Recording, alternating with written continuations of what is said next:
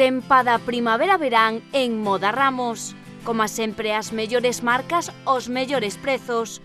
Unha ampla variedade na que atoparás todo o que buscas en todos os estilos e para todas as idades. Atención personalizada e asesoramento. A maior tenda de moda do sur de Lugo. Ven a Moda Ramos en Taboada e Monterroso.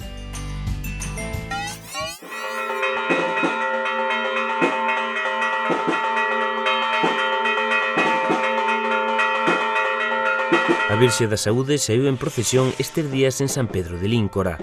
Despois da misa das cociñeiras, hoxe luns 7 de setembro, celebrábase outro acto relixioso á 1 da tarde, que culminou co paseo desta imaxe e tamén dos santos que alberga o templo de San Pedro. Co paso dos anos a afluencia foise reducindo, pero aínda quedan fiéis devotos da saúde e moitos nostálxicos que rememoran o que foi en tempos esta sonada romaría. Miña señora é aquí. Teñen devoción por esta Virxe? Por la Virgen da Saúde, sí. Como por todos os santos e todos os eventos da Iglesia. Que lle conoce algún dos milagros que se lle atribúen a esta Virxe? Bueno, aquí ven moita xente, supoño que será por o aspecto da salud.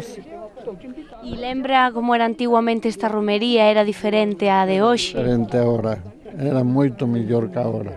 Por qué? Bueno, porque agora hai xente, pero antes había moita máis, todas estas fincas que eran soltos por aí abaixo, viña a xente a comer de campo, agora eso xa non é así, pero bueno, pero bueno, sigue sendo, a xente vai comer o pulpo e pasa no ben tamén. Este ano volveu a organizarse festa nesta parroquia chantadina e moitos dos veciños celebran este feito ao saír da misa. Despois da procesión tivo lugar a bendición, de novo no interior da igrexa. Algúns dos asistentes ofreceronse á Virxe en demanda de axuda para curar males ou en agradecemento de favores outorgados. Os que naceron en San Pedro son na meirande parte fiéis a esta celebración relixiosa e non esquecen reivindicar os valores patrimoniais da parroquia, inmersa no camiño de inverno e cun descuidado tramo empedrado que chega ata este alto de San Pedro de Líncora. Para min a festa da Romaría de Salud é o mejorcito que hai. Despois de 50 anos fora, imagínate tú, Isto para mí é estupendo, o sea, me lo paso moi bien, Son moi devotos os veciños desta Virxe? Sí que son, moito. Mira, antiguamente, te digo que era unha pasada lo que había aquí, porque viña xa xente de campo, todos os debaixo dos castiñeiros, dos carballos, toda era xente comendo de campo, era precioso, chegaba hasta os queixeiros, porque eu vivía aquí cerquita, na Lamparte, e hai unha fonte estupenda, non sei se a conocedes.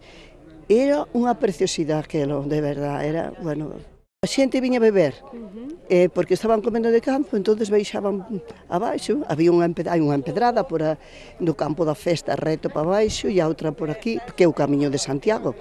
O que pasa que está abandonado, teñeno totalmente abandonado, que además era moi bonito isto antiguamente, ahora non se pode comparar con agora, pero bueno.